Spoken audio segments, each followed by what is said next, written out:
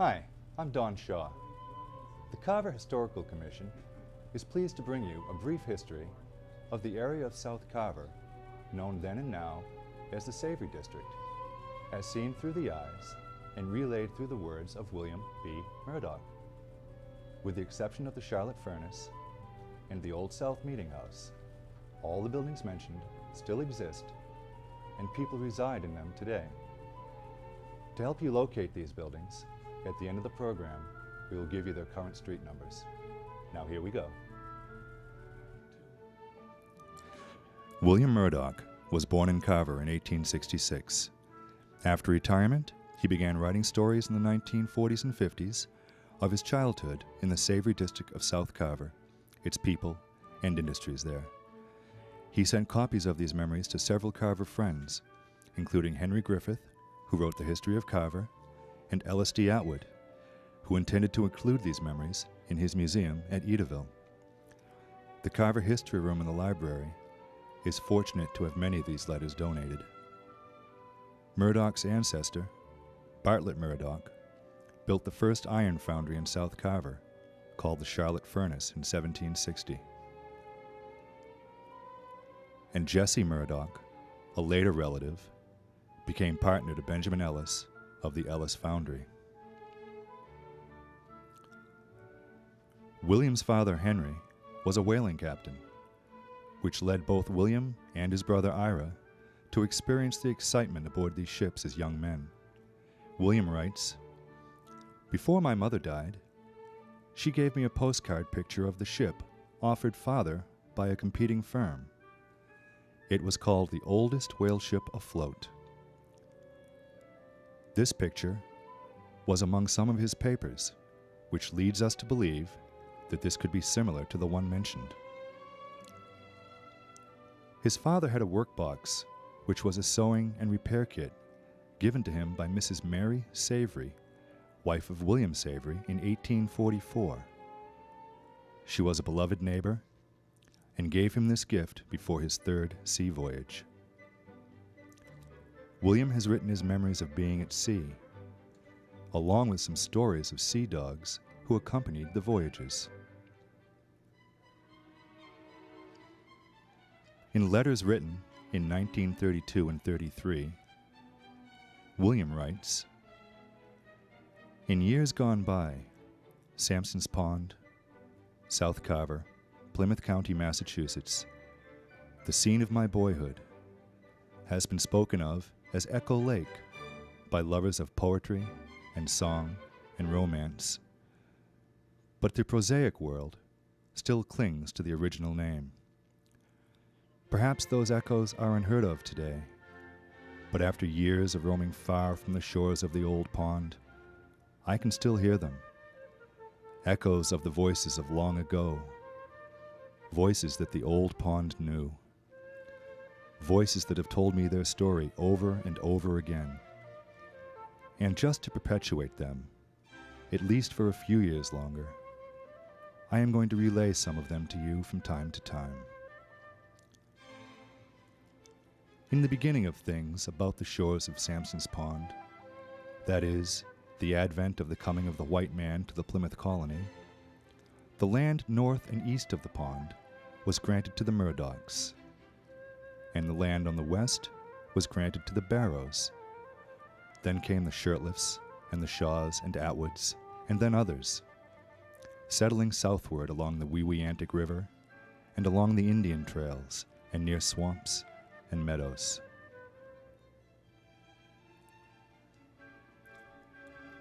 The Murdoch homestead stood just south of Mayflower Road.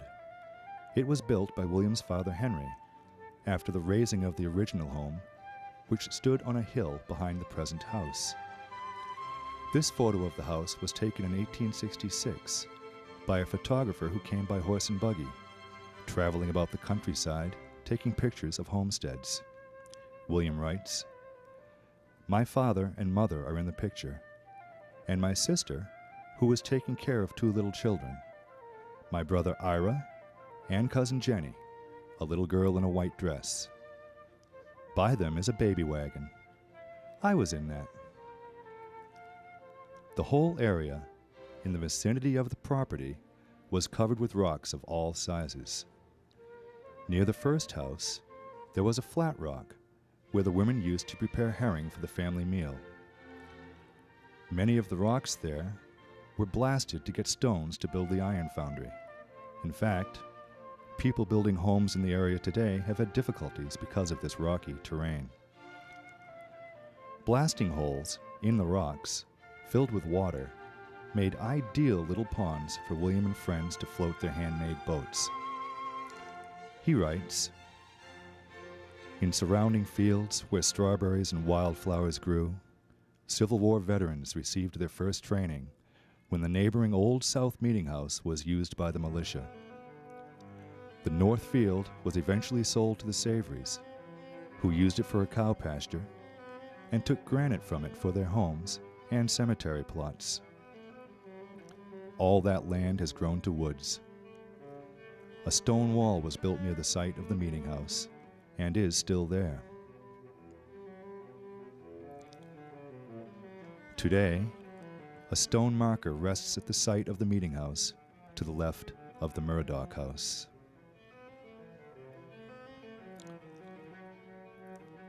The cellar of the Murdoch House was only 4 feet deep, but the cellar wall was built above the level of the ground, which was filled by an earth bank about 3 or 4 feet high.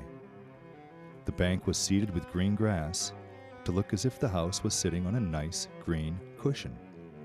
It was fairly unique at the time. The only other one in the area built up in this way was the William Savery house because of its closeness to the pond. A porch was built around the front and sides of the house. It was a 1.5-story house with 5 rooms downstairs and 5 up. The front parlor was kept for special occasions. It had a red carpet and furniture stuffed with horsehair, which William later wrote were actually hairs from the mouths of certain whales, which were used to filter their food from the bottom of the ocean. Horsehair could be used as the strings of fiddles. He used the hairs from particular white horse to string the fiddles. The parlor also displayed numerous objects which his father brought home from his sea voyages. In the front hall was a winding staircase, which was a work of art, designed and built by their master builder. William and his brother slept in the blue room upstairs. That room was the warmest as it was situated over the kitchen. William used a garret or attic storeroom, which he used as a playroom and studio. From his window he could look out over the Murdoch property, the woods beyond, and down at Sampson's Pond. Today, the lake can't be seen from there because of the thick growth of trees. The water system consisted of a brick cistern down cellar which stored rainwater from the roof via gutters. During the summer months, they got water from an uncle's well next door. The rooftop system was often used in those days. There was a pump in the kitchen sink connected to the cistern in the cellar. On cold winter days, the water in the pump would be frozen and would have to be thawed with hot water from the tea kettle. Lighting was originally whale oil and later replaced with kerosene. This is a photo of the abandoned Ellis Foundry, previously known as the Charlotte Furnace. The first heating system was a coal-burning furnace, but because the coal cost more than wood, a wood-burning stove, which was made at the foundry furnace, was installed in the dining room, and another portable open fireplace was placed in the living room.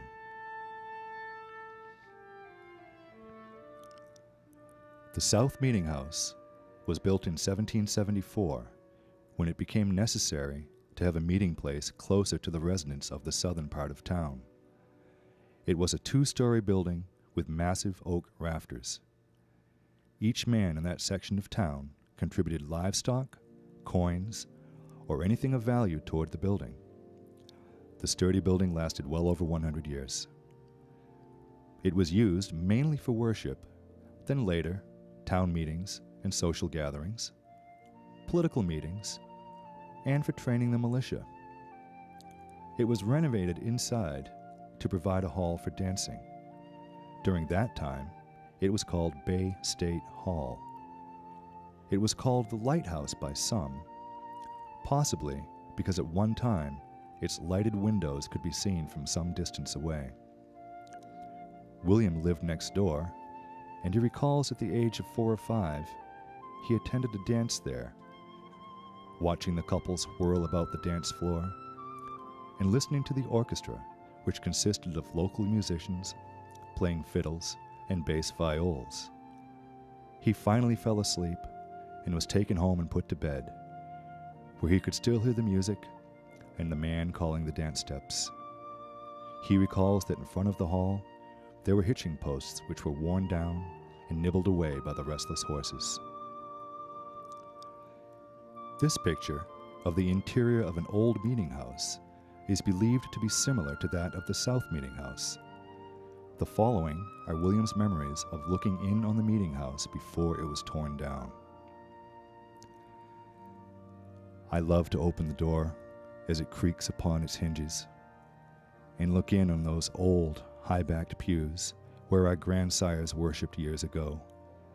Here, too, is the old pulpit, and on its cushions lie the remains of a Bible, with its leaves parted and many of them gone. A few bits of glass from the circle-topped window lie scattered on the floor, and above, the sounding board that we used to gaze upon and wondered how they ever got it up there. Almost under the pulpit, and away from the scrutinizing gaze of the old parson, is a little square box with its seat, cushioned. This was the deacon's pew. I have often indulged in the wicked thought of what a nice place this would be to doze. The old oaken timbers, too, with material enough in one to frame almost the whole side of a house. Polly Savery visited her mother, Hannah Summers. She and my mother were friends from childhood. They used to sing in the old South Meeting House on the hill near my homestead. One Sunday, there was trouble in the choir. It was ever thus. And Polly and my mother were the only two members to show up. The preacher gave out the hymn, "Let those who refuse to sing that do not love the Lord." And those two girls sang it.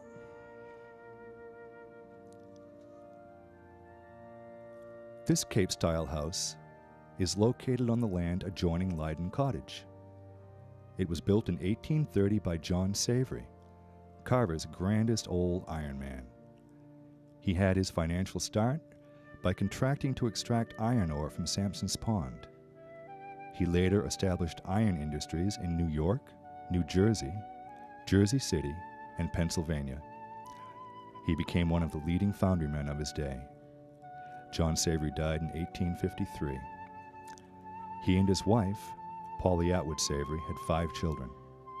A son, William, was to become a prominent Carver citizen. William Savery was the son of John and Polly Savery. He began his business career at an early age, being associated with his father in the iron trade in Jersey City and New York. At one time, he was engaged in the lumber business, being the first one to use a portable mill. He was deeply interested in town affairs, contributing to the schools and highways. He was also interested in medicine, studying on his own, and was often called upon to give advice when someone was ill in the neighborhood. Active in town affairs, with particular interest in the schools, he donated books and a bell to the South Carver Schoolhouse. A unique and lasting monument to the town was Savery Avenue, which was built in 1860. It provided work for many men who were in need of work at this time. The avenue was the main road from south to north until Route 58 was reconstructed in the early 1960s. In its early years, it was used for horse racing. William writes of one particular horse, which Mr. Savery purchased from a man in Wareham called Old Spot. It was a particularly fast horse, having won several races in the Avenue. After Mr. Savery bought him, he never seemed to run as fast and settled down to the life of an old country horse, an easy horse for the ladies to ride.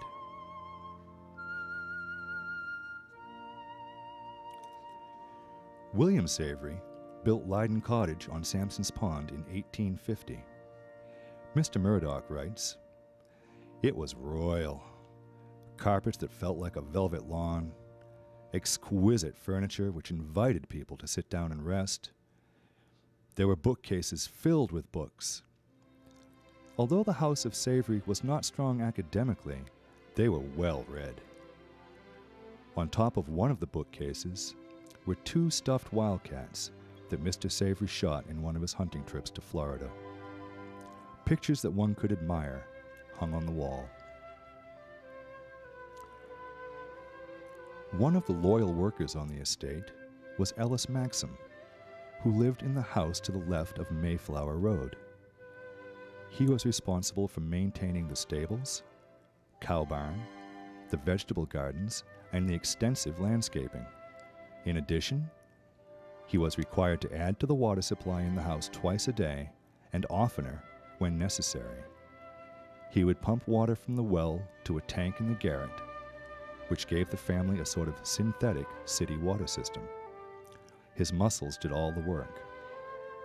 It took about 20 minutes to fill the tank, and if you timed him with a stopwatch, I doubt the strokes of the pump would vary a fraction.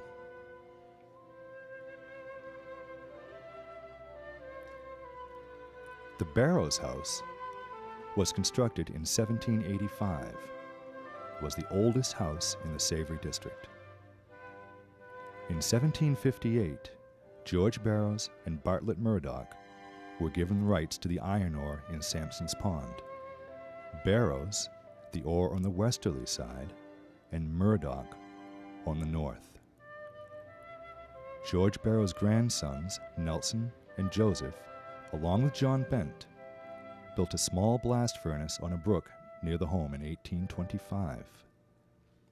This brook, located between the house and the Union Church, runs under the road to the Larches land and flows out to Sampson's Pond. Their little venture failed due to a lack of water. The Barrows family was very active in town affairs. George Bowers came to Carver as a young man and worked for Benjamin Ellis.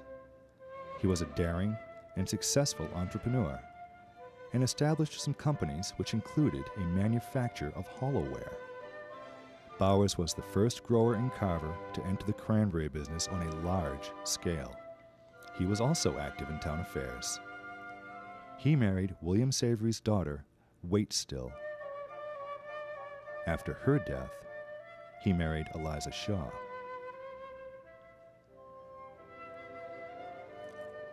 Eliza Shaw Bowers, second wife of George Bowers, was the sister of Samuel Shaw, who was the owner of the Murdoch Parlor and Grate Company of Boston.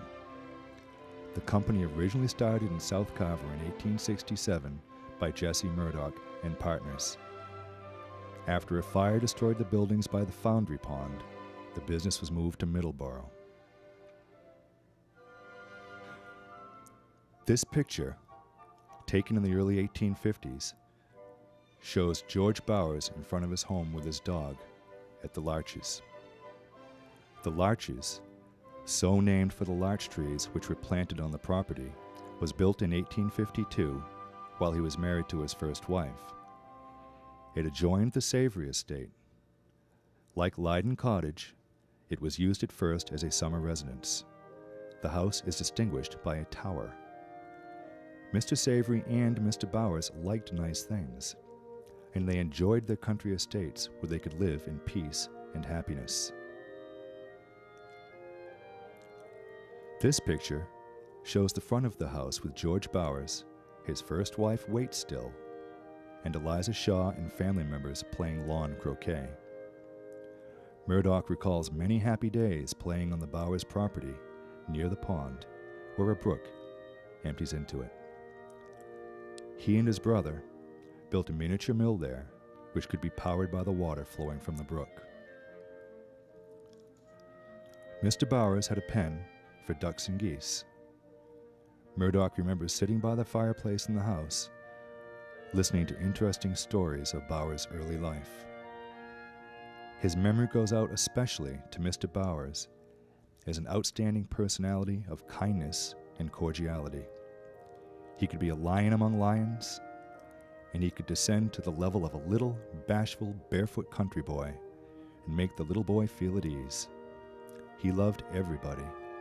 He loved living, and he loved Carver. This picture, taken during the 1920s, shows the rear of the house. The Barrows house can be seen in the distance, and the cranberry bogs on the property in the foreground. The Union Cemetery was founded in 1777 and incorporated in 1908. It has a straight row of tall monuments which are ornately engraved. These mark the graves of Carver's great iron masters.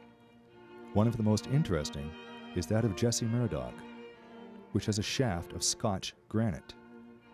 This was the second monument ordered from Scotland. The first one sank to the bottom of the ocean when the ship transporting it experienced a storm at sea.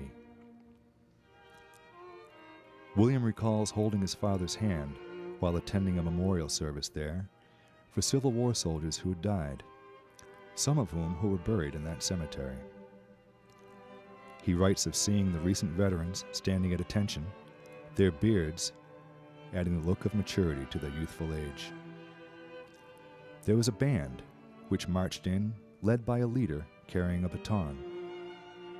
He later impressed William by showing him that the ball on top of the baton could be unscrewed to make a drinking cup.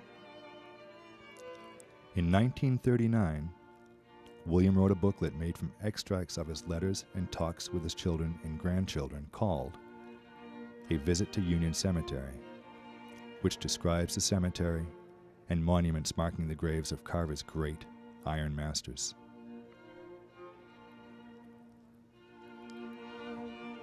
The Union Church is believed to be one of the first non-denominational churches in the country.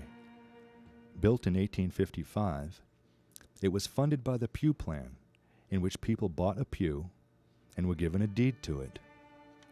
When the old South Meeting House was no longer fit to use, William Savery and Jesse Murdoch organized the plans to begin the building of the church. They donated the pump organ and the bell. The heirs of those families still occupy the same pews at the summer services. Murdoch recalls sitting in his parents' pew, number 19, listening to the lengthy sermons, and often falling asleep to awaken during the singing of the closing hymn. William enjoyed sketching and writing poetry in his room in the attic of Murdoch Villa, and eventually satisfied his artistic temperament by learning to draw machinery. After spending time at a machine shop in Hartford, he was hired by Pratt & Whitney and was sent to Europe for several years. He eventually went to Poughkeepsie, New York, where he reorganized the mechanical parts and personnel of a factory, eventually making a name for himself in that field. In writing to his friend, Bernard Shaw, he states that he is honored to be called Carver's only colonial historian. He says, "It is a subject that I have been interested in since childhood. I was always interested in the conversation of elders that told me about their elders. My ears were ever open to conversations of days of yore, and my memory retained them, and I have confirmed much of it from records." In closing, William remembers, "I was a little boy in those happy days, observing the passing events with wondering eyes, as though in a theater. The beautiful little neighborhood was the scenery, and the neighbors were the players. The scenery is still there, but changed and time-worn. The players are gone."